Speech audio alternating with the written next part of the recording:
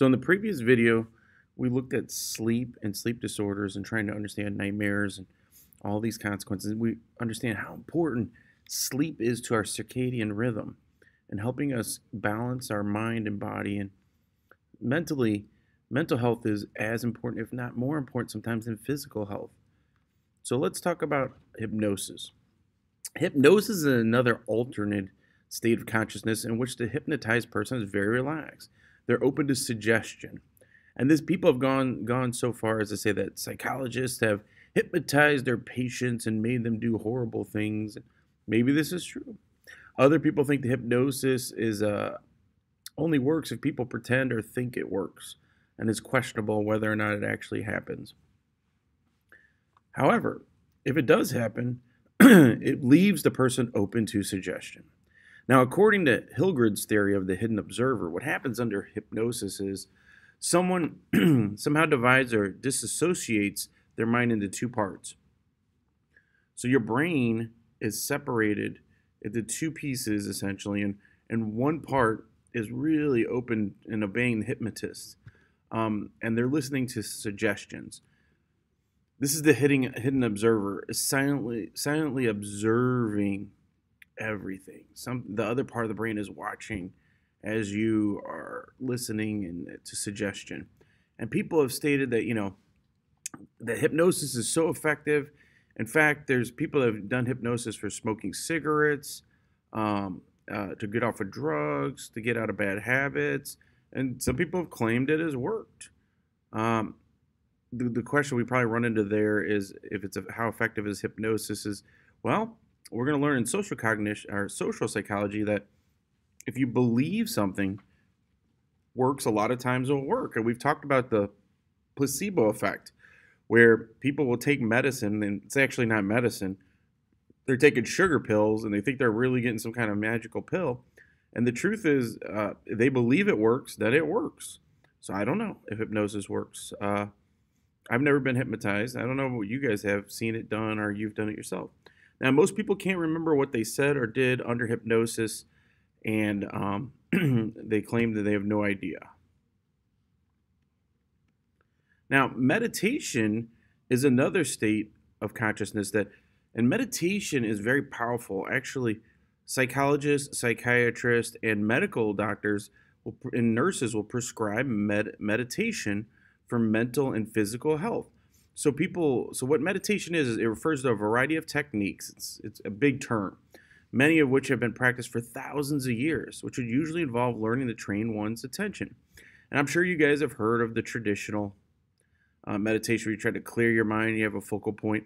But there's also more conventional or newer versions where we do things like what's called resonant breathing. And we did resonant breathing in class, where it's scaled breathing, where you inhale for 5 seconds, exhale for 6 seconds, breathe through your nose, let through the mouth, or breathe through the mouth,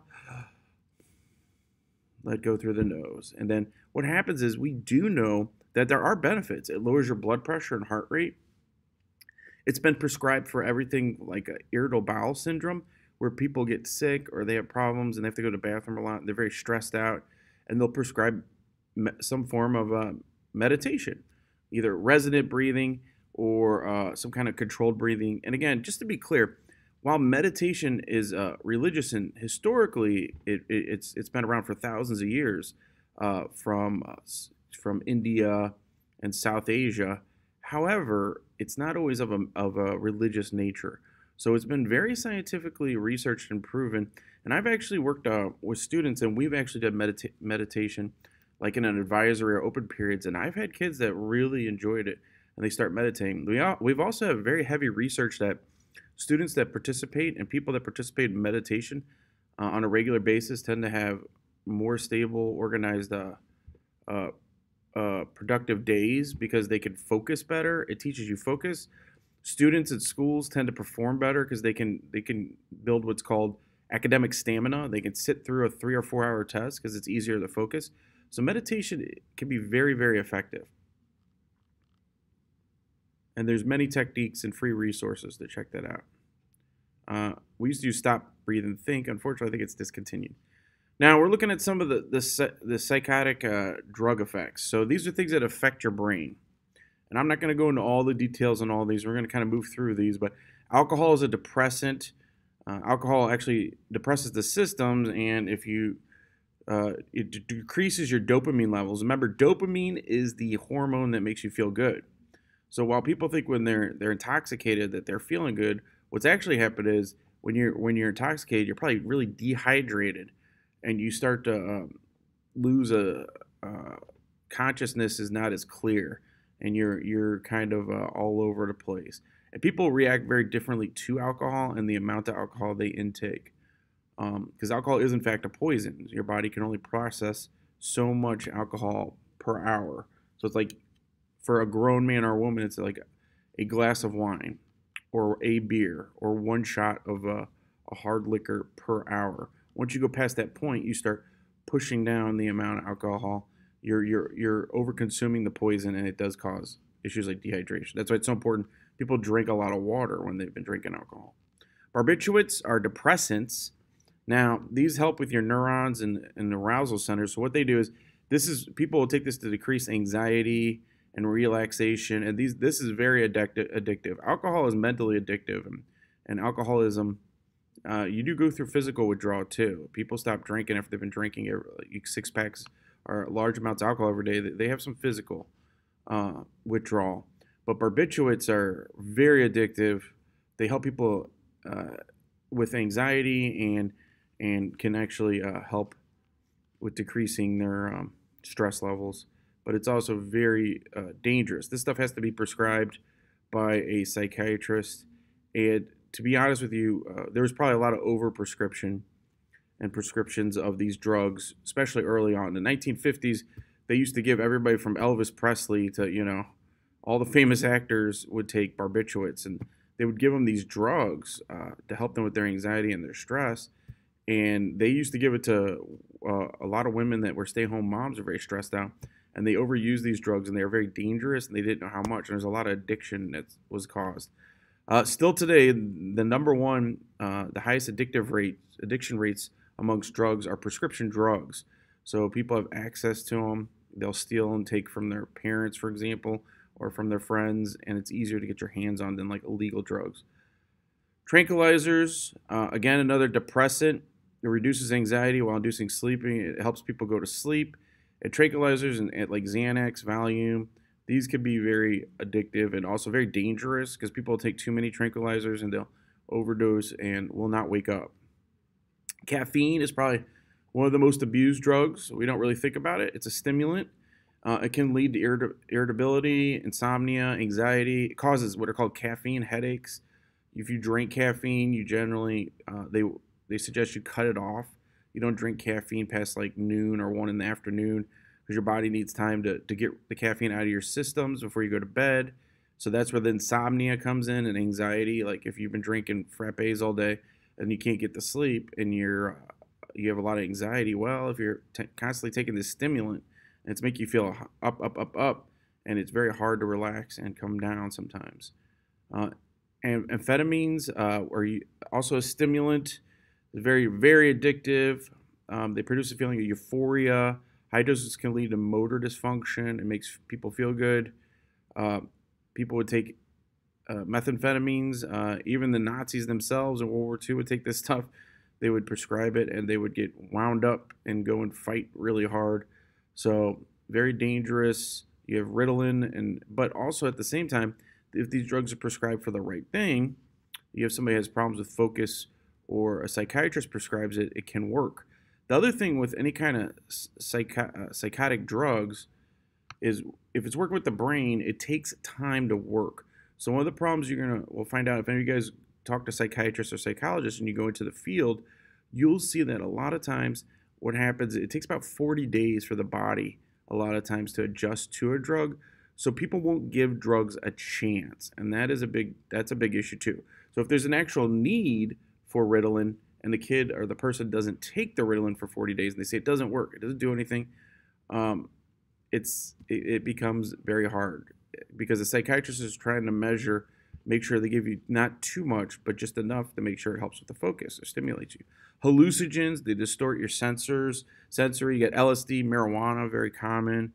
Um, Marijuana is becoming more and more popular as a medical drug. It does help with maybe some things like anxiety and stress. The problem with marijuana is it causes anxiety. So if somebody smokes a lot of marijuana, when they're not high, then they have much higher levels of anxiety than they would have. And we'll get into what's called the baseline. When we go to abnormal psychology, we'll really talk about that. It distorts your senses, kind of throws off reality. There's even stronger LSD. PCP is very, very, very potent hallucinogens where people have thought they could fly and they would jump off buildings. There's a report of a kid that thought he was Jesus. He's trying to walk on water and he drowned. He could not swim. So it could really, really throw off people's sense of focus. Now, we call this when you have too much dependency. They become dependent on it. So you have psychological dependency and you have physical dependency. So physical dependency would be when the body goes through, you can see the last is withdrawal, when you're actually withdrawing from the drug. So heroin, any kind of opiate are usually the most dangerous. Opiates are extremely, extremely addictive. In fact, there's a huge lawsuit that was just won against companies that even create any of the prescription drugs that use opiates. And now the new war is kind of on fentanyl. So fentanyl is something like 50 times more potent than heroin. And that just blows your mind if you think about how powerful heroin is. And then you multiply it by 50. Well, what's happened is people instantly become addicted to fentanyl. But also, the problem with illegal drugs is people put fentanyl, heroin, and opiates in the drugs to get people addicted. So that kind of raises other questions, like people talk about, should we legalize or should things like marijuana stay illegal? Well, there's other things outside of just if it's right or wrong. If you've got people smoking marijuana and they're sliding a little bit of fentanyl in there and it could kill or get people addicted, as opposed to if they took like a prescription marijuana or the legal marijuana where it doesn't have these other toxins in there, I don't know. You have to make decisions as a society if you think what is the way to go. But there's also other arguments, and we're not going to get into. So what happens is your dopamine circuits is where dopamine, what makes you feel good. So we talked about phones and screens increase dopamine, watching television because of the blue light. What happens is you run out of dopamine though. So if you use up all your dopamine or you take a surge of dopamine with a drug, when you're not on the drug, you have no dopamine. So you could even see, I've made jokes to like people are like, they're on their phone all the time and they get off the phone, they look like a zombie because they're exhausted. And all they've done is played on a phone. You think, if anything, they should have tons of energy because all they've been doing is not moving around. So they should want to go run and exercise. It's actually the opposite. It takes all your dopamine, so you're exhausted and you can't do other things.